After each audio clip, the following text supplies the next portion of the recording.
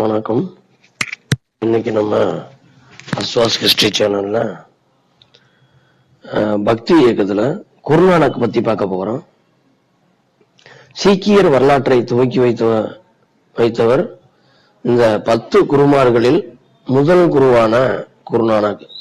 சீக்கியரோட குரு மொத்தம் 10 பேரு.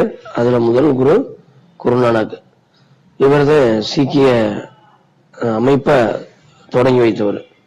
குருநானக் 1469 ஆண்டு ஏப்ரல் 15 நாள் மேற்கு பஞ்சாபில் உள்ள தால்வண்டியில் பிறந்தார். தால்வண்டிங்கிற ஒரு கிராமத்துல பிறந்தாரு. இவரது தந்தை பெயர் மேத்தா கனு, தாய் மாதா திரிப்தா. மனைவி பேரு சுல்கானி, சுலாக்கனின்னு சொல்லுவாங்க.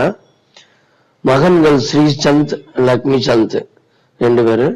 இவர் 1494 சுல்தான்பூர் என்னும் இடத்துல ஞானம் பெறாரு. சுல்தான்பூர் ஞானம் பெற்ற இடம். குருநானக் ஞானம் பெற்ற இடம் வந்து சுல்தான்பூர். 30 வயதுல துறவரம் போட்டாரு.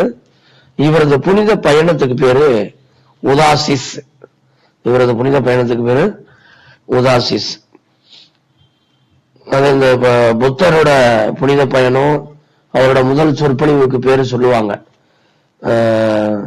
தர்ம சக்கர பரிவர்த்தன சூத்ரா அப்படின்னு சொல்லி. அதுபோல இது இவரது புனித பயணம் உதாசிஸ். இவர் சென்ற இடங்கள் சிலோன், மெக்கா, மெதினா, அரபு நாடுகளுக்கும் போயிருக்காரு. கபீரும் நாம்தேவும் இவரது வழிகாட்டிகளா இருந்திருக்காங்க. ஆரம்பத்தில் கபீரின் சீடராக இருந்தார். இந்து முஸ்லிம் ஒற்றுமைக்காக தன் வாழ்நாளை அர்ப்பணித்தார். தேக்ரா என்பது கோவில் போன்றது, தொழுகை அல்லது பிரார்த்தனை செய்யும் இடம் அப்படின்னு சொல்லி சொன்னாரு. இவரோட இதுல முக்கியமானது லங்கர் என்னும் சமபந்தி உணவு முறையை தொடங்கி வைத்தவர் குருநானக்.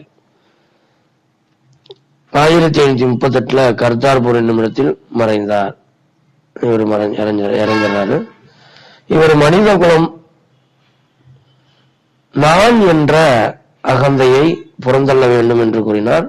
இதற்கான ஒரே வழி காமம், குரோதம், லோபம், மோகம், அகங்காரம் போன்றவற்றை விட்டொழிக்க வேண்டும் என்று கூறினார். அப்படி இதெல்லாம் விட்டொழிச்சா வாழ்க்கையில ஒரு உன்னத நிலையை அடையலாம் அப்படிங்கிறது அவரோட வாக்கு. நன்றி. நம்ம சேனலை சப்ஸ்கிரைப் பண்ணாதவங்க சப்ஸ்கிரைப் பண்ணுங்க. இந்த வீடியோ பிடிச்சிருந்துச்சுன்னா லைக் பண்ணுங்க. தேங்க்யூ.